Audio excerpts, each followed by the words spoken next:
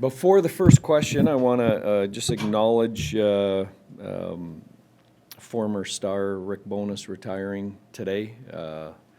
Lifetime in hockey and obviously well respected by all coaching peers, but also the players he's had an effect on over their careers, especially the young defensemen in the league.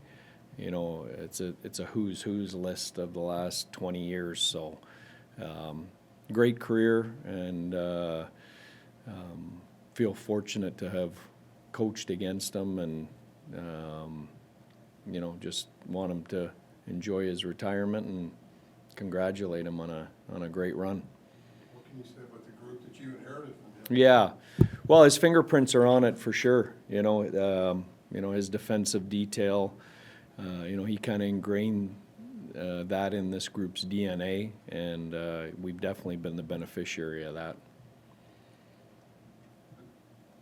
It started off, but I look at your team and I see a team that can win a lot of different ways. Yeah. You know, Colorado was first in offense regular season. You were third. Yeah. You just won a tight series against Vegas. So my question is, how do you want to play this series? Like, do you want to be up tempo? Yeah. Do you want to try to lock it down? Like, Yeah. How do you want to win?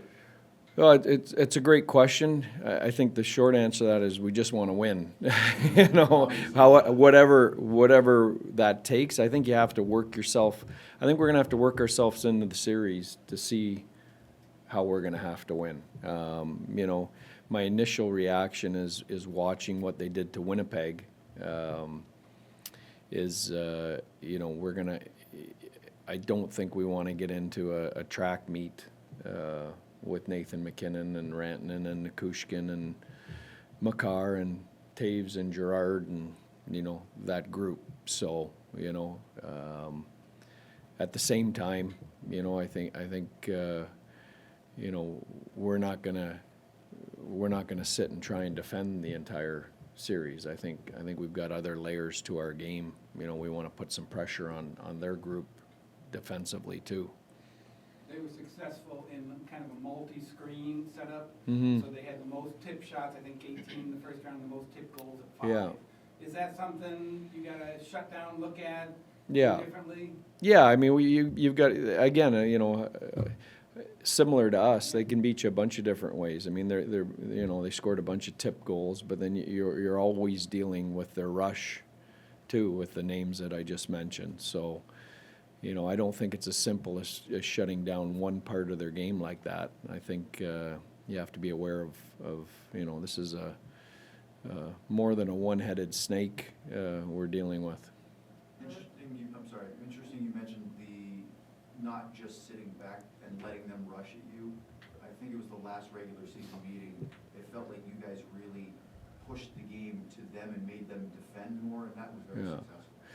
Yeah, I mean, that's a part of it for sure. I think the regular season games, I think, you know, have really limited meaning, you know, but that's definitely an aspect of what we want to do, and it always has been. I mean, your best defense is when the puck's 200 feet from your net, so that's going to be a part of it. Yeah. Earlier in the playoffs, you talked a little bit about last year and how Minnesota, Seattle kind of took chunks Yeah. right out of you before you got to Vegas. Do you feel like Vegas took a big Yeah. bite out of you, and how do you turn it around so quickly? Yeah. Well, I you know, I don't think there's any doubt. I don't think you don't go through a 7-game series against a team like that without it taking some toll on you. You know, I think that toll, though, when you pay the bill for that toll, you know, I think you never know when that's gonna, you know, is that a round from now? Is it 2 rounds from now? Is it, you know, in the summertime? Well, you know, let's hope we can push that off, and let's hope we can help ourselves with that as we move forward here. But, you know, the road sure doesn't get any easier, you know, when you look at the potential opponents here. Yeah. And you had mentioned last night how you like that you get to kind of just go into this next Yeah. series here. For Colorado, with the start that they had in the playoffs, is there a hope that they can kind of cool off in that week they have off? Yeah. Well, yeah, I mean, there's always a hope that that you get a little bit stale practicing. I think we've been in that spot before. You know, and I'm hoping we can carry over our Game 7 mentality and roll it right into Game 1. You know, you never know as a coach, you know, how quick out of the gate they're going to be with that time off, and how, if we're going to be able to roll that mentality into Game 1. But that's the hope. See, the flip side of that, what foundation did you build in that first round? Just Yeah. playing that way, Yeah. playing such a tight series. Yeah. Yeah, well, you know what, I would say we built that foundation, you know, all year, but particularly the second half of the season. When you look, we played some really solid, consistent hockey, I think, that allowed us to carry that into the playoffs, that allowed us to have success against a team like Vegas, as deep as Vegas was, as good as Vegas was.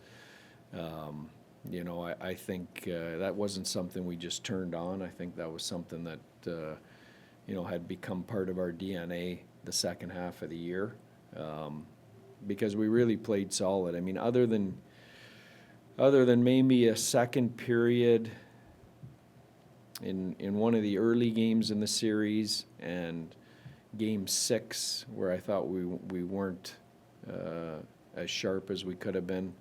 You know, I thought we were dialed in for almost every period of that series. Yeah. Chris Tanev was +6 in that Yeah. round, and I think we really saw what he was capable of. Yeah. What has he done for your group? Huge addition. I mean, you know, when you look at our group, you know we could score. You could see we had forward depth that was addressed in the summer. You know, we needed a defenseman, and you know, I think he was at the top of our list. You know, Jim dialed in on him, one, because of his fit in the dressing room and as a person, but two, also what you're seeing on the ice. I mean, he's dramatically impacted our group, and you know, both defensively and offensively. I mean, everyone talks about him defensively, but you know, he's got poise with the puck. He makes a great first pass, makes a great outlet pass, uses his feet on breakouts. You know, he really starts a lot of stuff for us too, on the offensive part. This is as good a time to ask as any. Is Nils Lundqvist your best option as a sixth defenseman right now? I mean, I understand why you Yeah. have him out there, because he probably is your best option. Yeah, probably. I mean, you know, I think those are conversations we have every day, and there's a group of guys there, and you know, we've got Pouliot up here now. There's some guys in the American League. You know, those are constant discussions, and you know, sometimes it's what you're looking for in that role. You know, and then that role, if that role is 6 to 8 minutes a night against big, heavy, hard fourth lines, you know, I mean, those are conversations you have on a Somebody daily gets hurt, basis. Then he's Yeah. the guy you probably are gonna use. Yeah, So then the follow-up becomes, how does he rebound from that game and the mistake he made? yeah. I mean, that's part about being a pro. You know, the group picks them up. You got to dust yourself off and get back out there. There's mistakes made on every shift of every game, so it's not an easy spot to be in. And you know, you got to have mental toughness, and you got to be able to have a short memory and be prepared for the next opportunity, and then make the most of that opportunity and try and build some confidence and trust from there. So, not an easy spot to be in, but you know what? This isn't training camp. You're playing the Stanley Cup champion, and now you're playing, you know, the Colorado Avalanche, which you know was the year before Stanley Cup champion. So, you know, it's a gauntlet of great teams, and there's nowhere to hide. Well, and he's got teammates, I think, who've done the same thing. Delaney, Yeah. You know, or Yeah. other guys like that who, you know. That's right. Yeah, That he can see right there's other people who've done this. yeah. Pete, one of the startling numbers is you just got to a 7-game series with Joe Pavelski not having a single point. Yeah. Especially when you look at his history and what he did last year in the playoffs. What do you see?